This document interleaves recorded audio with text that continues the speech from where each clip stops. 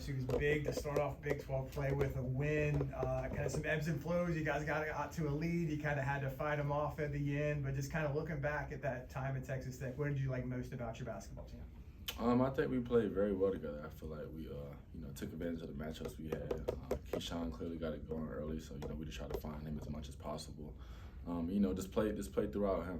Play with him in the ball, allow him to make plays for his teammates, and just trust him to make shots, which he did the whole first half. DJ, you mentioned letting Keyshawn play in the first half. In the second half, it seems like you took over late in the game, whether it was hitting that rainbow three or getting to the line continuously. What did you feel in that time and to get UCF to hold on to the lead? I feel like during the second half they came out a little bit more aggressive. I feel like it may have been different from some things that our guys have seen. I just came in, used my veteran leadership, just attacked them. When guys pressure you, just don't let them bother you. Just go right by them and try to make the next play. Obviously, I had the hot hand. I was finding plays, getting to the basket or being able to get fouled and get to the line. Keyshawn, I feel like they threw a little more guys at him, trying to throw some doubles, different types of scenarios to where he wasn't able to get as clean a looks as he was the first half. Darius, you were back in a situation where you had to fend off a late game charge. What was different about Lubbock as opposed to the Greenbrier? Honestly, the environment was definitely different being in Lubbock. I feel like we didn't let the crowd bother us. I feel like last year that probably would have affected us a little bit. And it's a different arena. The Greenbrier tournament just felt kind of tight and compact. Playing in a ballroom, this is a different scenario than we play here and stuff like that.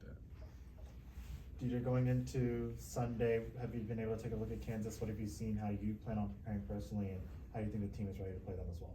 The team, we're still preparing, each and every day, making sure we go through our scout and, preparation and stuff like that. But, me personally, I know they like to run their offense through Hunter, very skilled, Hall of Fame big. We just have to limit his touches, do our work early. They have a lot of skilled guards. The kid Zeke Mayo, we also played him last year, so we're a little bit familiar with him. So we kind of have a scout, how to guard him and stuff like that, things to limit these guys' touches and not get them as much easy looks. You're one of the few guys that was on the floor last year for UCF in that game. How do you take something from that and help your team this year with so many new guys? Just stay composed, don't make the game bigger than what it is. Treat this team like it's, Peter Pan prep, as coach would say. Don't look at them any different than no other team. You don't put them on a higher pedestal just because they have a name on the front of their jersey. Every guy is good. All Division I basketball players are good. That's why we're all at this level right here. So just come out ready to compete.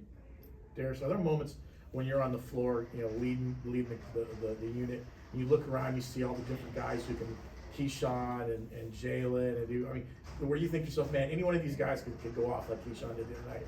And how does that make you feel about the idea that maybe you don't necessarily have to carry the team at times, that you can kind of find other guys around you that maybe can step up and be that guy? That's great. Being in my position, I've always, led by example. I can score, I can facilitate, whatever my team needs me to do. But, this year we have a lot of guys who can put the ball in the basket. Every night, the ball's not going to fall every night. I try to tell the guys that every time. The thing that can be most consistent is our defense. That's the things that we can control. How much we're talking, our communication, making sure we're active with our hands. That's everything that we can control. Guys, they put the work in. I trust my teammates to make shots, and they trust me. So we just got to play well with each other. I feel like our chemistry is continuing to grow each and every game. Adding Jalen back is another big factor for us. Another leading scorer on our team from last year. So we're just putting it all together. I still don't think we've reached our highest peak yet. We're still growing as a team. Speaking of bringing Jalen back, what was it like? What's your role in help building that continuity with Jalen and the rest of his new teammates coming in, and then also you have Mikey thrown in there as well? Honestly, it's different because we have so much talent. Last year, me and Jalen, we probably had to carry the load a little bit more. So this year it's just telling him to just keep it simple. We don't need you to try to go get 30 every night. We have a lot of talented guys. Our biggest goal is winning. Every guy can score, so just take what the defense gives you. You got an open shot, take it. If someone two play one, get the ball up. Simple stuff like that. Kansas is ranked top 20 nationally in assists and assist-to-turnover ratio. So how do you guys try to get them out of rhythm and not let them settle into their offense? We have different defenses to kind of throw them off balance. We want to be active. We want to try to speed them up a little bit probably. We have different types of presses, different things we can throw at them. But, we try to disrupt their offense. They like to play comfortable. you know, they like to assist, make guys better. So we're going to try to, you know, discontinue that, you know, by, you know, make sure we pressure the ball and, you know, keep guys out of our paint.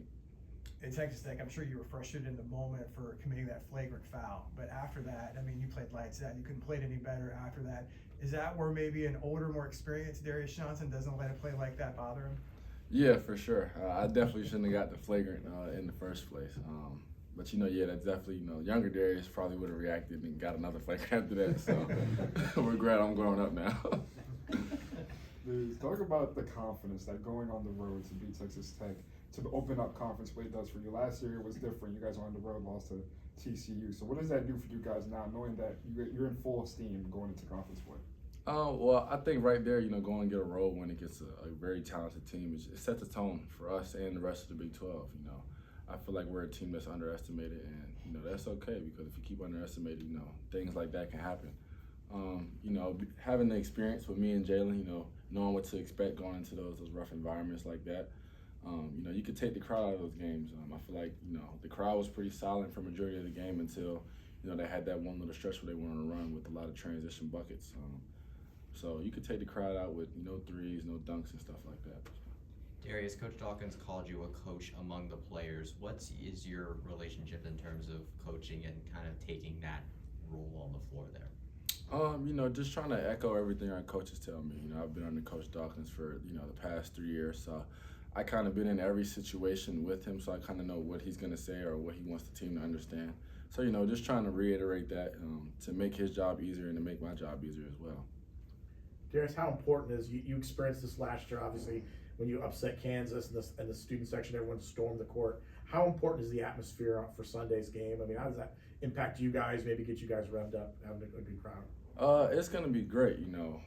People really don't recognize this, but, you know, the crowd, they make or break a game, you know, with the momentum, you know, when you get plays like dunks and the crowd's going crazy. You know, last year we used to slap the floor, the crowd used to get extra loud. So, you know, just stuff like that, knowing you got people behind your back. You know, going on the road is tough because you're just with, you know, the guys you travel with and your staff. You don't really have any fans like that. We haven't got UCF to where we're a school where we bring people along with us wherever we go.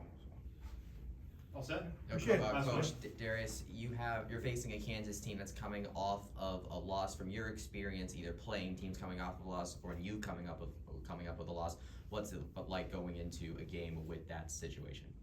Honestly, you just got to focus on the next play. You can't let what you did last game, you know, carry on to the next game. Obviously, take the good in what you did in the previous games, bring that along with you, but, you know, you can't get discouraged. You're just focusing on going 1-0 every night.